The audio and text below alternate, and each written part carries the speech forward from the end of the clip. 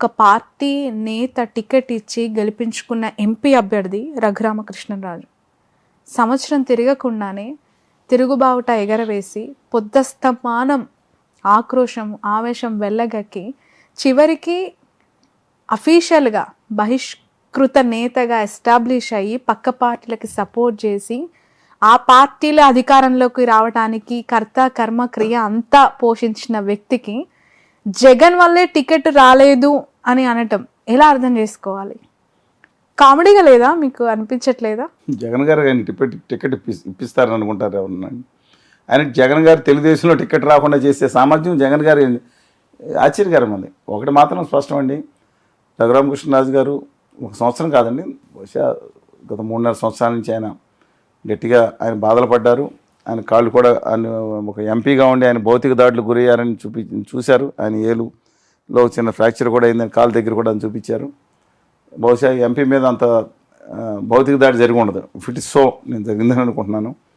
అలాంటిది ఆయన ఉద్యమం చేశారు, ఏది టీవీలో చాలా గట్టిగా ప్రతిరోజు రచ్చబండ పెట్టి ఉతికి పడేశారు. మిగతా తెలుగుదేశం పార్టీ కూడా నాయకులు మాట్లాడలేని విషయాన్ని రోజు కూడా చొప్పున రచ్చబండ పెట్టి సర్ఫ్ ఎక్సెల్ సూపర్ని పెట్టి ఉతికి ఆరేశారు రాష్ట్రంలో ఉన్న అధికార పక్షాన్ని. సరే, మాలాంటి వాళ్ళు ప్రజల్లో ఉద్యమం చేస్తూ ఉన్నాం, ప్రత్యేక హోదా విభజన హామీలు అన్నాం, అలాగే అక్కడ రావాల్సిన హామీలు, అలాగే విశాఖ ఉక్కు కర్మాగారం దీనికోసం ఎక్కువ దృష్టి పెట్టలేదు. రాష్ట్రంలో రాజకీయ పార్టీ మీద దృష్టి పెట్టారు. పార్లమెంట్ అనేక సమావేశాల్లో నోటీసులు ఇవ్వటం ఆ ప్రయత్నం చేశారు, నేను నాట్ డినైయింగ్ దట్ అండి. కానీ ఆశ్చర్యకరం ఏంటంటే ఇవాళ ఆయన సీటు రావటం. బహుశా దానికి 2 కారణాలు ఉంటాయి. ఏ రాజకీయ నాయకుడైనా సరే ఒకటి ఆయన మంచి రిలేషన్స్ మెయింటైన్ చేస్తారు. ఇవాళ నేను కూడా ఆయన మీద తప్పుగా ఒక మాట కూడా మాట్లాడతాం కాదంటే విశ్లేషణ చేయాలి కాబట్టి మీరు అడుగుతున్నారు, కానీ బట్ వ్యక్తిగతంగా అందరితో చాలా బాగుంటారు. ఓన్లీ జగన్ గారు విజయసాయి రెడ్డి గారితో తప్ప ఆ పార్టీ ఎంపీలు కూడా చాలామంది బాగుంటారు ఆయనతో, ఆయన దాంట్లో డౌట్ లేదు. కానీ విచిత్రం ఏంటంటే బహుశా ఆయన విశ్లేషణ చేసుకోవాలి. చాలా కాలం నుంచి ఏ పార్టీ అన్నా అభ్యర్థిని నేనే అని చెప్తా ఉన్నారు. లోకేష్ గారు కూడా పలానా చోట పోటీ చేస్తారని తెలియదు, మా నాన్నగారు లేదా పార్టీ నేను తీసుకుంటుంది అంటారు. అట్లాంటిది ఆయన ఏ పార్టీ అని అభ్యర్థి నేనే అని చెప్పి సభలో ప్రకటించడం కానీ లేదా ఒక టీవీలో చెప్పడం కానీ ఆ పార్టీ అధ్యక్షులు నచ్చి ఉండదు. ఈజ్ హెవీ వెయిట్ అని ఫీల్ అయ్యి ఉంటారు బహుశా, నేను అనుకుంటా ఉన్నాను. అందుకని ఒక కారణం ఏంటి, ఎందుకంటే కళ్యాణ్ బాబు గారు చాలా సన్నిహితుడు ఆయనకి. దీంట్లో పనిలో పని ఇవాళ ఏలూరు పార్లమెంట్ సీట్ అంటే మా ఉమ్మడి పశ్చిమ గోదావరి జిల్లా 2 సీట్లు ఉన్నాయి, ఏలూరు అండ్ నరసాపురం అండి. ఏలూరులో గార్పాటి చౌదరి గారిని ఒక ఆయన తపన్ చౌదరి గారిని చాలా కోట్లు ఖర్చు పెట్టుకుంటే ఆ పార్టీలో తెలుగుదేశం టికెట్ ఇస్తున్నా రాలేదు, ఆయన ఉన్నారు.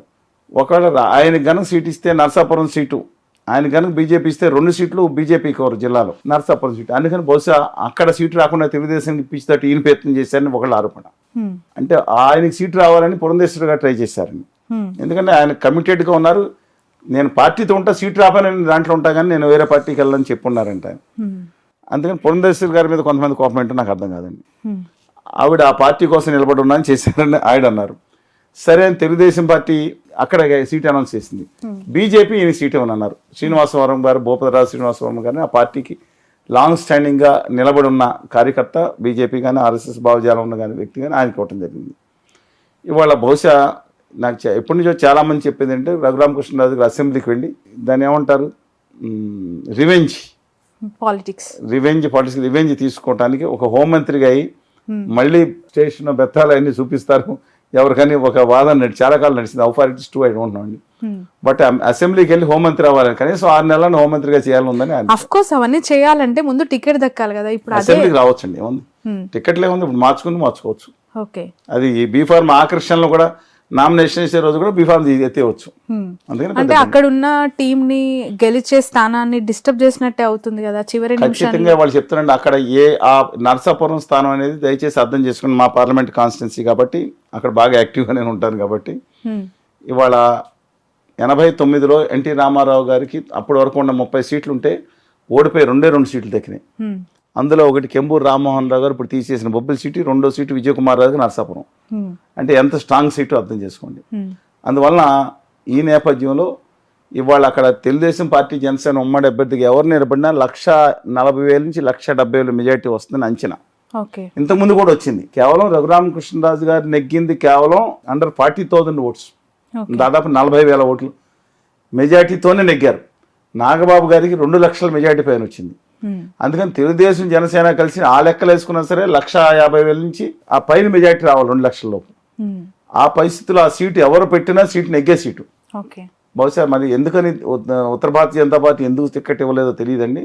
జనసేనకి సన్నిహితులు, జనసేన వారి కుటుంబం అక్కడ వచ్చినప్పుడు ఢిల్లీలో వీరు ఆతిథ్యం ఇచ్చారు 1-2 సార్లు అని తెలుస్తూ ఉంది. మరి ఆయన ఎందుకు ఇవ్వలేదో నాకు తెలియదు.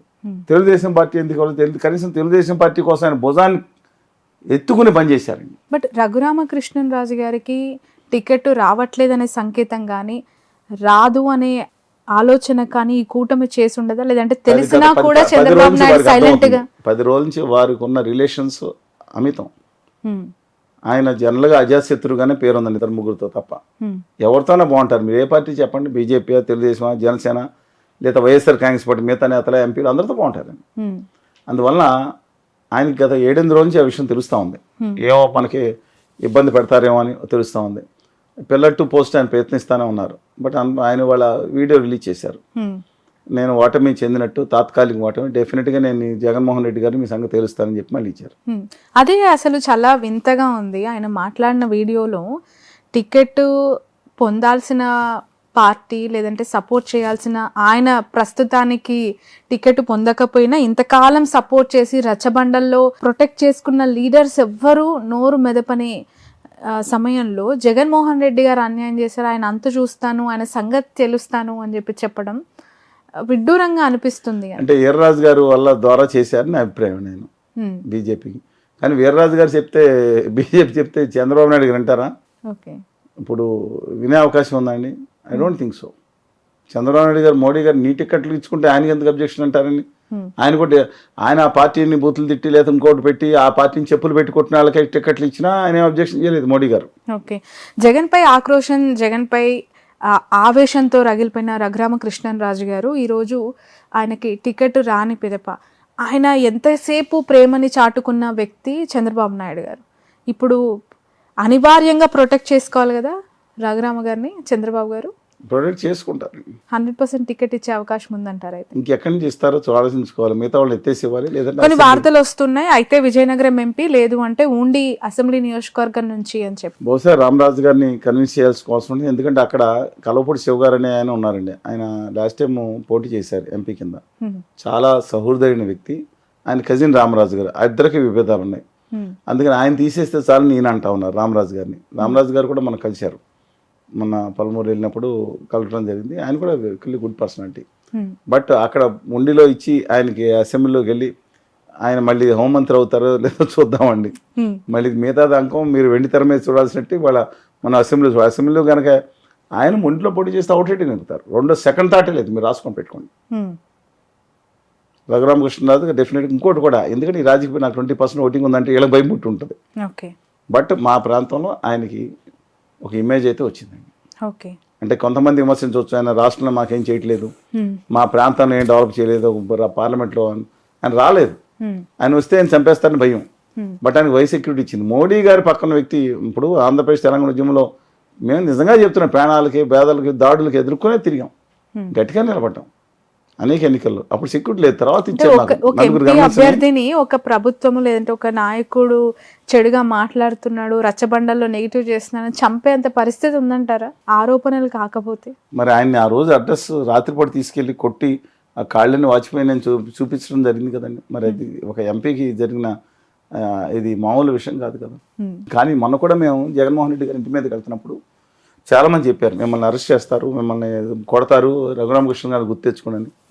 మేము మా హక్కుల కోసం పోరాడుతున్నాం. నాకు వ్యక్తిగత తగాదా లేవు, ఆయనతో ఆయన డబ్బులు తగాదాలు ఇంకోటి తగాదా లేవు. నాకు ఆయనకు మేము కొట్లాడతాం, అరెస్ట్ అయితే జైల్లో ఉంటాం, తప్పేంటి? నేను జేడి లక్ష్మణ్ గారు వెళ్ళాం, మేము ఉత్తు ఇది చేయలేదండి. ఏదో అరెస్ట్ చేయటం లేకపోతే వచ్చి ఇంట్లో హౌస్ అరెస్ట్ చేయటం ఎలాగ పెట్టుకున్నాం, ఎలా చేయాలి రెక్కి అన్నారు మన ఎవరు లక్ష్మణ్ గారు, మొత్తం చూసుకున్నాం. 100,000 మంది పోలీసులు పెట్టారు, వేరే దారి మీద దాదాపు ఇంటి దగ్గరికి వెళ్ళిపోయాం. ఇంకా గోడ దాటేసేవాళ్ళం కూడా. మేము వినతి పత్రం ఇస్తాం, ఇవ్వకపోతే చెప్పాం 31 మీరు ఫిబ్రవరి 29 తారీఖు లోపు వాళ్ళ హోదా విభజన హామీల మీద మీరు పోరాడతారా, అఖిల పక్షం పిలుస్తారు, ఢిల్లీ తీసుకెళ్తారు, లేకపోతే 1వ తారీఖు మేము వస్తామని చెప్పాం, ధైర్యంగా చేసాం. Okay, but let us wait and see. ఒక చిన్న లాజికల్ క్వశ్చన్ నిజంగానే ఆలోచింపజేస్తుంది ఇది నేను చూసినప్పుడు. ఏపీ ఆంధ్రప్రదేశ్ ఎన్నికల సంగ్రామంలో ప్రాంతీయ పార్టీలతో నేషనల్ అంటే I mean central party BJP అలయన్స్లోకి వచ్చింది, టీడీపీ, జనసేన, బీజేపీ.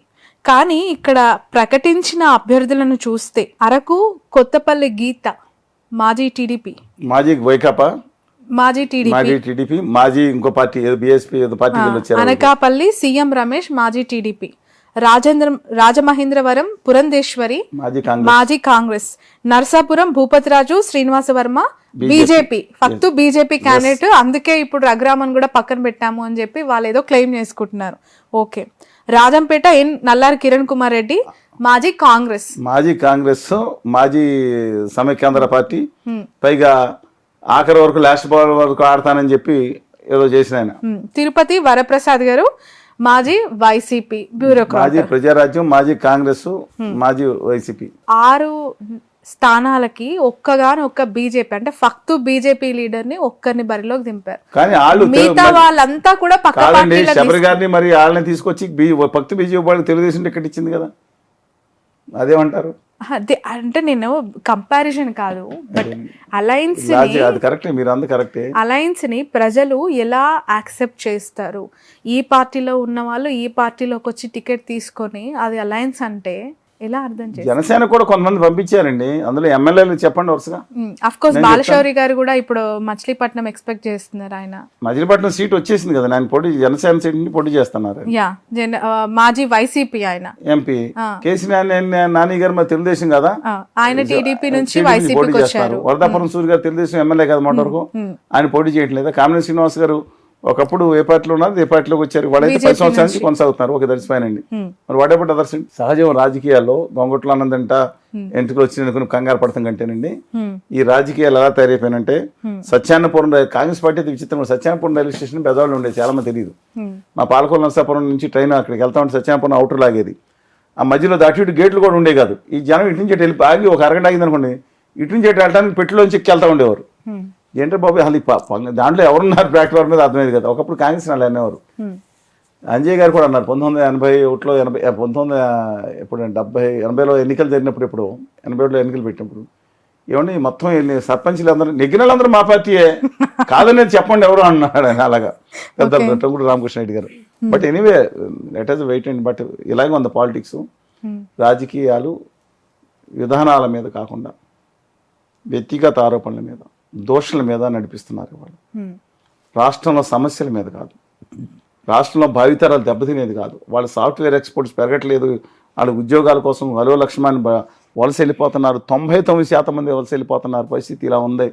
ఆ సాఫ్ట్వేర్ అని కాదు ఇష్యూ. ఇవాళ వీళ్ళ మధ్యన గొడవలో ఎన్నికల రాజకీయాలు. అన్ఫార్చునేట్లీ అండి, తెలుగు జాతిలో ముఖ్యంగా ఆంధ్రప్రదేశ్కి పట్టిన దరిద్రం ఏంటంటే, ఇవాళ ఈ కులపిచ్చి, మతపిచ్చి, ఈ వర్గపోరు, ఈ దౌర్భాగ్యం, కక్షాది. రైట్.